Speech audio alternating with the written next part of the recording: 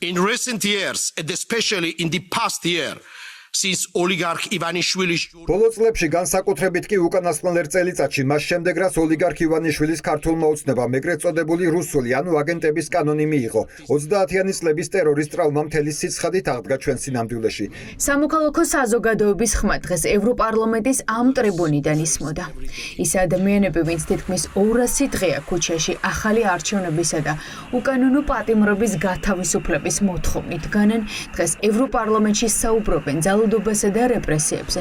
ასახელებენ მთავარ დამკვეთს ბიძინა ივანიშვილს. ნუ აქცევთ სტრატეგიულ მოთმინებას მორალურ დუმილად. ახლა არა განცხადებების, არამედ ქმედების დროა. ძალადობის მსხვერპლი ადამიანების სახელით დღეს ამ სიტყვებით ევროკავშირს ევროპული მომავლის მცველებმა მიმართეს. ამიტომ ევროპა ჩვენი შენი ძალარითაც შენს იდეალებს დაიცავ. პუტინი უნდა დამარცხდეს და უნდა დაისაჯოს ყველა მისი სატელიტი ჩემს ქვეყანაში, რომელიც ევროპას აშორებს საქართველოს და დამოუკიდებლობას გვაკარგვინებს, რათა ავტოკრატმა პრორუსმა ოლიგარქმა ივანიშვილმა შეინარჩუნოს ძალაუფლება.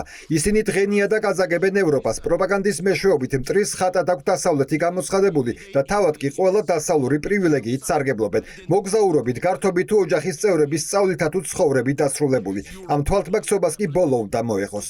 But today I must say the name of დღეს ერთი განსაკუთრებული ქალის სახელი უნდა ვთქვა ხმამაღლა. ეს ქალი ჩემი კოლეგა მზია ამაღლობელია, რომელიც ახალი პოლიტიკური პატიმარია და აბსურდული ბრალდებით ზის ციხეში. მხოლოდ ერთი თხოვნა მაქვს. ნუ აქცევთ სტრატეგიულ მოთმინებას მორალურ დუმილად. ახლა არა განცხადებების, არამედ ქმედებების დროა. დღეს ევროპარლამენტში უმძიმესი ისტორიები ისმოდა. იმ რიგითი მოქალაქეების ისტორიები, ვინც ივანიშვილის გუნდმა ციხეში ჩასვა. ერთ-ერთი მთავარი მომხსენებელი ქეთევან ქერაშვილი იყო. აღწერა, როგორ აქცია ივანიშვილის რეჟიმმა ახალგაზრდების სინდისის პატიმრებად. დღეს ამ დარბაზში ისმოდა მოთხოვნა ევროკავშირის მიმართ. დასაჯენ პუტინის ყველა სატელიტი, ვინც საქართველოს დამოუკიდებლობას და ევროპულ მომავალს აკარგვინებს. არც ერთი პოლიციელი ან სახელმწიფო მოხელე, ვინც მშვიდობიან დემონსტრანტებზე იძალა და არ დასჯილა. არსებობს მმართველი ჯაჭვი, რომელიც სისტემურად არღვევს კანონებს და არღვევს ადამიანის უფლებებს. ეს არ არის სამართალდაცვა, ეს არის რეპრესია. ერთ-ერთ წერილში, რომელიც ჩემმა ძმამ გამომიგზავნა, მან დაწერა: ჩვენ დავთმეთ საკუთარი თავისუფლება, ჩვენი ქვეყნის თავისუფლებისთვის და არასდროს დავიხევთ უკან და ჩვენ არსად წასვლას არ ვაპირებთ. ევროპარლამენტის ადამიანის უფლებათა დაცვის კომიტეტზე დღეს განხილვის მთავარი თემა საქართველოში მიმდინარე პოლიტიკური მოვლენები იყო. ევროპარლამენტარების შეფასებით საქართველოში ვითარება ყოველდღე მძიმდება. ამიტომ გამოსავალს ახალი არჩევნების გარდა ვერაფერში ხედავენ.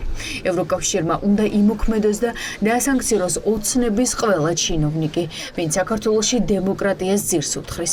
ეს არის გზა, რითაც ბრიუსელს ხალხის დახმარება შეუძლია, ამბობენ ევროდეპუტატები.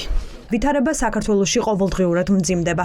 ჩვენი შეხვედრების დროს ლუკაშენკოს რეჟიმი ვახსენეთ რამდენჯერმე, რადგან უფრო და უფრო უახლოვდებით ბელორუსის მიმართულებას. თითქმის ყველა ამბობს, რომ სანქციები არის საჭირო რეჟიმისთვის. სანქციები მუშაობს, არ არის სიმართლე, რომ სანქციები უშედეგოა. პირიქით, ეს ძალიან მნიშვნელოვანია. გამოსავალი კრიზისიდან არის ახალი თავისუფალი და სამართლიანი არჩევნები. წკეპლა და სტაფილო, რასაც ევროპული კომისია სთავაზობს, მოქმედ რეჟიმს არ მუშაობს. მხოლოდ ახალი არჩევნები და სანქციები. სამოქალაქო საზოგადოების მხარდაჭერა. დღევანდელ სხდომაზე ცნობილი გახდა, რომ ევროკომისია ივანიშვილის პარტიას მოლაპარაკების მაგიდასთან დიალოგისთვის იწვევს, თუმცა ოლიგარქი უარზია ელაპარაკოს ჩვენს პარტნიორებს. ეს ინფორმაცია ევროკომისიის წარმომადგენელმა გათქვა.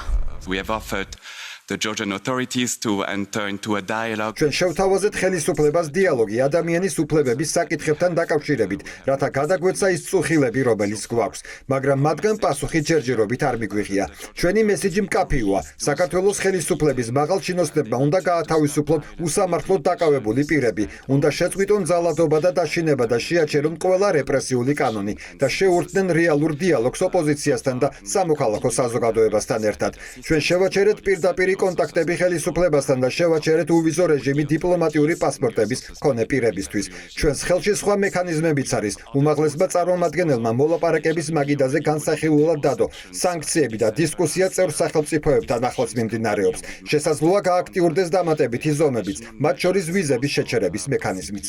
That can be activated, including the visa suspension mechanism. დღეს ევროპარლამენტის ტრიბუნიდან საქართველოში დემოკრატიის უკუსლის შესახებ ისაუბრა ევროკომისარ კომისარმა გაფართოების საკითხებში.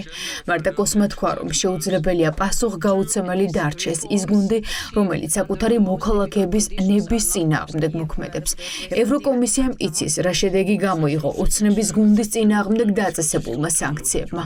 ამიტომ ევროკავშირი აპირებს ძალადობისა და ანტიდემოკრატიული კანონების მიღების გამო პასუხისმგებლობა დააკისროს ყველას. იცით, რომ სანქციები აქვს დაწესებული ადამიანებს. განხილვა შეიძლება სამი მიმართულებით წავიდეს. პირველი შესაძლოა იყოს კანდიდატის სტატუსის ჩამორთმევა, რაც არ მსურს რომ განვიხილოთ, რადგან ვფიქრობ, რომ ქართველი ხალხი იმსახურებს კონდეს კანდიდატის სტატუსი.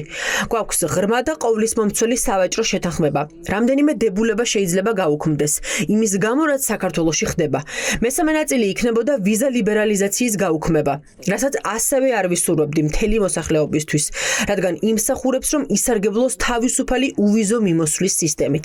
შეგვიძლია მეტი გავაკეთოთ პიროვნებების მიმართ და ჩამოვართვათ თავისუფალი მიმოსვლა. ეს ყველაფერი არის შესაძლებლობა და საბჭოა ის, რომელიც გადაწყვეტილებას მიიღებს.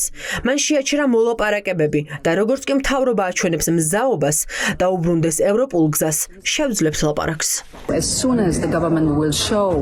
ევროპარლამენტი ხვალ ახალ ანგარიშს დაამტკიცებს, სადაც წერია ბიძინა ივანიშვილის რეჟიმის დასანქცირების აუცილებლობაზე, პოლიტიკური პატიმრების გათავისუფლებაზე და ახალი არჩევნების დანიშვნაზე.